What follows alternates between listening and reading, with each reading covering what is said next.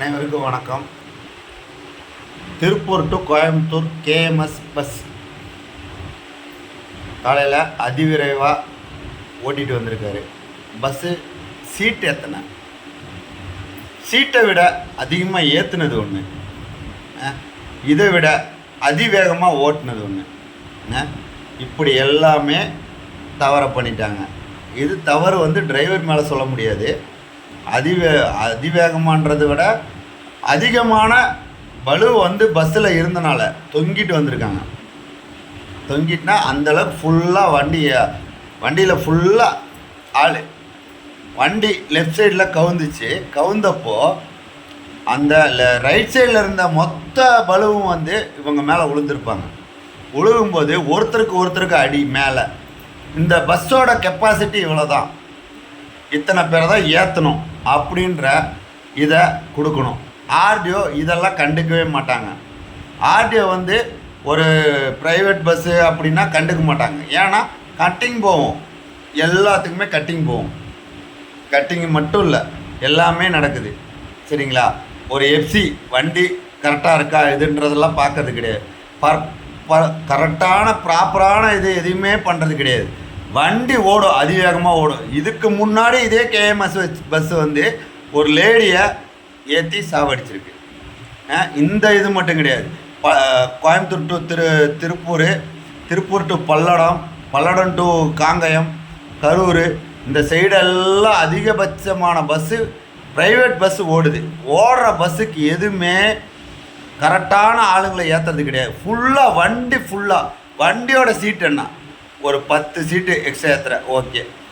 வண்டியோட சீட்டு கெப்பாசிட்டி என்ன, அதையும் தாண்டி எதுக்கு ஏற்றுற? நீ எதுக்கு ஏற்றுற?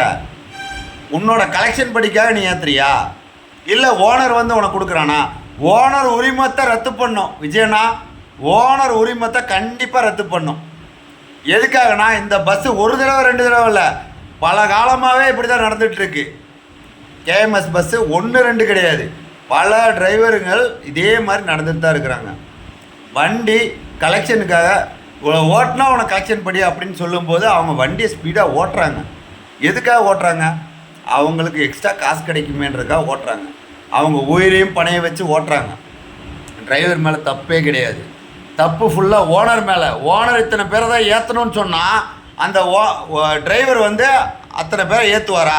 இல்லை கண்டக்டர் தான் இத்தனை பேரை ஏற்றலாம் அப்படின்னு சொல்லுவாரா? சொல்ல மாட்டார்ல. பின்ன என்ன? எதுக்காக நீங்கள் இத்தனை பேரை ஏற்றுறீங்க? இன்றைக்கி எத்தனை பேர் ஹாஸ்பிட்டலில் இருக்காங்க? எத்தனை பேர் உங்கள் வண்டியை நம்பி ஏறி இருப்பாங்க? இது யாருக்கான பொறுப்பு? ஒரு ஓனர் இத்தனை பேரை தான் ஏற்றலான்னு சொல்லியிருந்தால் இத்தனை பேர் ஏறி இருக்கலாம். ஓனர் உண்மையாலுமே ஓனருக்காக கலெக்ஷனுக்காக ஓனர் டிரைவர் மேலே திணிக்கிறாரு. டிரைவர் என்ன பண்ணுறாரு? வண்டியை கொண்டு போய் ஒரு ஸ்டேஜ்லேயும் நிப்பாட்டுறாரு, ஒரு பஸ் ஸ்டாண்ட்லேயும் நிப்பாட்டுறாரு. பஸ் ஸ்டாண்டில் நிப்பாட்டி அவர் அடுத்ததாக கண்டக்டர் டிக்கெட் வாங்குறாரு. கண்டக்டருக்கும் டிரைவருக்கும் ஒரே தான். கண்டக்டரும் நான் தப்பாக சொல்ல, டிரைவரையும் தப்பாக சொல்ல. எதுக்காக இப்படி நடக்குது? உனக்கு தேவையான டிக்கெட்டை ஏற்று. நீ இத்தனை பேரை தான் ஏற்றணும்னா இத்தனை பேரை ஏற்று. எதுக்கு ஏற்றுற? ஏற்றி இன்றைக்கி கவுத்து விட்ட. ஏற்கனவே ஒரு லேடியை சாவடிச்சிட்ட. இதே கேஎம்எஸ் பஸ் தான் ஒரு லேடி தலை மேலே ஏறி இறந்து போனாங்க. இது சம்பவம் நடந்துக்கிட்டே தான் இருக்குது. இது மாண்புமிகு முதலமைச்சர் அண்ணன் விஜய் அவர்களுக்கு நான் வேண்டுகோளாக வச்சுக்கிறேன். இனி இந்த ஒரு சம்பவம் நடக்கக்கூடாதுண்ணா.